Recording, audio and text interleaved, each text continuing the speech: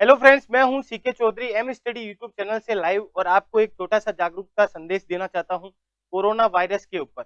Corona virus दिसंबर से start हुआ था चीन के वुहान शहर से। अब ये भारत तक भी फैल चुका है, तो कैसे करें बचाव और कैसे इस पर जीत पाई जाए, उसके ऊपर आज हम लोग डिस्कस करने वाले हैं। कोरोना वायरस से अब तक 3000 मृत्यु हो चुकी है, जिसमें सबसे ज्यादा मृत्यु हुई है चीन में।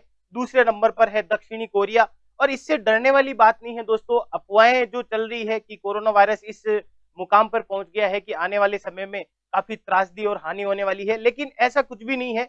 अगर संयम से हम इस बीमारी के खिलाफ लड़ें तो जीत हमारी होगी। बस जरूरी यह है कि कैसे हो इसके बचाव। तो डरने की आवश्यकता नहीं है। जयपुर के अंतर्गत राजस्थान के काफी हड़कंप मचा हुआ है कि 6 लोग हैं, 9 लोग हैं इस टाइप से इस बीमारी से संक्रमित पाए गए हैं। वायरस फैलने से कैसे रोका जाए उसके ऊपर बात करने वाले हैं। तो हाथों को बार बार पानी से धोएं और बिना हाथ धोए हुए अपने मुंह और आंखों पर आप ना लगाएं। उसके अलावा टिश्यूज इस्तेमाल करें। अभी थोड़ा सा मौसम में बदलाव हो रहा है, तो उस वजह से भी हो सकता है आपको कोल्ड हो रखा हो, फीवर जैसे सिम्टम्स दिखे। एग्जैक्टली यही कोरोना वायरस के सिम्टम्स भी है। तो ऐसी स्थिति में अगर आपको लगे कि वास्तव में मुझे कोरोना वायरस हो सकता है या मैं ऐसे एरियाज में गया हूं जहां पर इसके संक्रमण होने की ज्यादा आशंका है, तो हमें उसके लिए जल्द से जल्द अस्पताल में संपर्क करना चाहिए, जिससे कि दूसरे लोगों के पास में ये बीमारी नहीं जाए। अभी एग्जैक्टली ये भी पता नहीं चला है कि इसके संक्रमण के काफी कारण क्या है, वजह क्या है, किस वजह से संक्रमण फैलता है। लेकिन मैक्सिमम डॉक्टरों का कहना है कि 2 मीटर की डिस्टेंस पे भी अगर कोई व्यक्ति छींक रहा है या श्वास के माध्यम से इसके सिम्टम्स एक व्यक्ति से दूसरे व्यक्ति के अंदर चले जाते हैं। तो अगर आपको खांसी हो रखी है तो खांसते वक्त आप टिश्यू का इस्तेमाल करें। टिश्यू बार बार चेंज करें, एक ही टिश्यू को बार बार यूज में ना लें। मास्क आप लगा के बाहर निकल सकते हैं। 14 दिनों तक आपको एहतियात बरतने की आवश्यकता है, मतलब सावधानी बरतने की आवश्यकता है। ऐसी अधिपकी चीजें ना खाएं, बाहर की चीजें ना खाएं। और सबसे ज्यादा जरूरी है कि अपने आसपास के जितने भी एरियाज है उसमें आप सफाई का बड़ा ध्यान रखें। मच्छरों तक का भी ध्यान रखें, क्योंकि मौसम है वो धीरे धीरे गर्मी की तरफ बढ़ रहा है, तो इस वजह से मच्छरों का आना भी लाजमी है। और ज्यादातर आंकड़ों में ये देखा गया है कि ये वायरस ठंडी जगहों पर ज्यादा फैलता है। तो अपने भारत में वैसे इसके चांसेस ना के बराबर है, क्योंकि आने वाले दिनों में गर्मी के दिन आने वाले हैं। और वैसे दुनिया में अब तक 12 कंट्रियों के अंदर कोरोना का हाहाकार मचा हुआ है।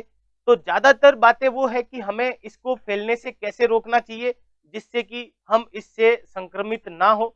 इसके आगे स्थिति के बारे में देखते हैं कि भारतीय स्वास्थ्य विभाग इसके बारे में क्या प्लानिंग कर रहा है।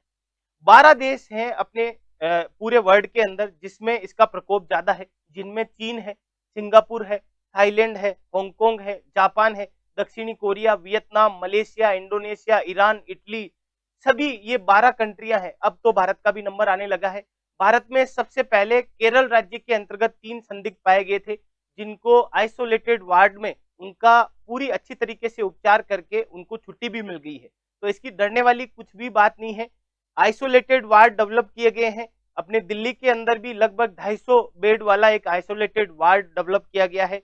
बाहर से आने वाले लोग हैं, उन यात्रियों की एयरपोर्ट पर या बंदरगाह पर आ रहे हैं या हवाई अड्डे पर या किसी सीमा से आ रहे हैं, जैसे नेपाल से सबसे ज्यादा लोग भारत में आए हैं, लगभग 5 से 6 लाख लोगों के आसपास। तो उनको उसी हिसाब से उनकी जांच होकर के ही भारत में एंट्री दी जा रही है। तो बेसिक मुद्दा यह है दोस्तों कि भारत में आने वाले लोगों के लिए तो पूरे प्रयास है, लेकिन भारत में किसी वजह से आके और वो संक्रमित हो रखा हो और उससे ये ज्यादा बीमारी ना फैले, उसके लिए ये संदेश था। जैसा कि एक एग्जांपल बताता हूं। अभी कुछ दिनों पहले ही एक इटली से अपने महोदय जी आए थे, जिन्होंने पूरा चेकअप भी करवाया, लेकिन उस टाइम में उनकी कोरोना पॉजिटिव रिपोर्ट नहीं आई थी। लेकिन घर जाने के बाद में उनको थोड़ी सी फीवर, खांसी, जुकाम इस टाइप की समस्या रही थी। बाद में उन्होंने अपनी जांच करवाई तो उन्हें कोरोना पॉजिटिव मिला।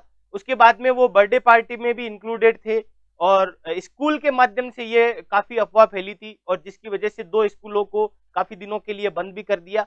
और वही इसी तरीके से आगरा से उस पार्टी में 6 लोग और आए थे, वो भी इस संक्रमण से संक्रमित हो चुके थे। तो उनके लिए भी एक आइसोलेशन वार्ड डेवलप करा करके जो इस बीमारी से संक्रमित है, तो सबसे पहले तो जवाबदारी उनकी ये बनती है कि वो सबसे पहले डॉक्टर के पास जाएँ, या उनको वहम है, तो भी हमें डॉक्टर के पास जाकर के अपना जाँच करवानी चाहिए, ताकि हमें पता चल सके, निश्चिंत हो जाएँ कि हम पॉज़िटिव नहीं हैं, नेगेटिव है या जो भी स्थिति आ रही है।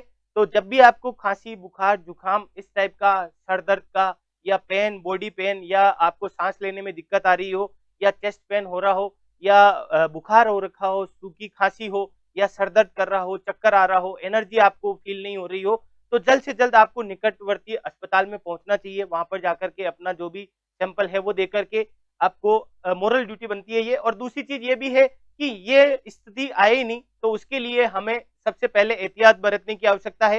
एहतियात बरतने के लिए हमें जैसा कि बार-बार लोगों के द्वारा बताया जा रहा है कि हमें अच्छी जगह पर, स्वच्छ जगह पर हाथ धो कर के, टिश्यू यूज़ कर के, या कोई छोटी-मोटी परेशानी है, तो उसके लिए भी हमें तैयार रहना चाहिए।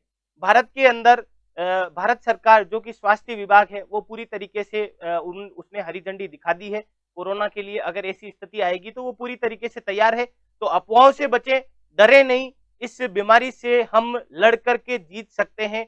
ऐसी आशा के साथ में ये एक छोटा-सा जागरूकता संदेश था, जो कि एमएस स्टडी यूट्यूब चैनल सरकारी जॉब के लिए तैयारी करवाता है।